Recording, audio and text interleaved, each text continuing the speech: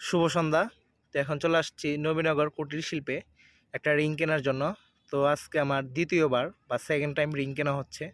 তো এখানে কিছু স্পেশাল রিং ছিল। তো এগুলো আমার দেখতেছিলাম, খুব ভালো লাগতেছিল।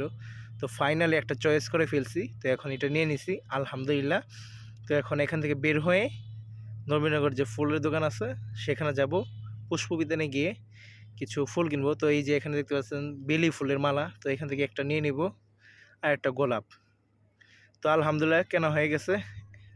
সো ফাইনালি এখন আমি তাকে তার হাতে বেলি ফুলের মালাটি পরিয়ে দিচ্ছি। তার বেলি ফুল এবং অন্যান্য ফুল বেশ পছন্দ।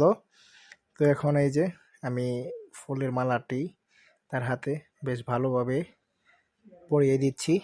তো এখন এটা পরানো হয়ে গেলে আমাদের যে লাভ রিং আছে সেটা পরাবো।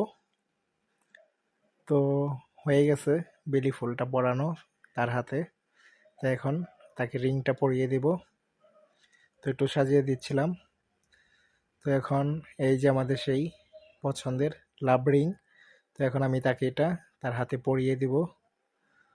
তো এই যে দিচ্ছি পরিয়ে। তো ফাইনালি পরানো হয়ে গেছে। এখন সে নাকি আমাকে পরিয়ে দিবে। তো দেখে দেখা যাক।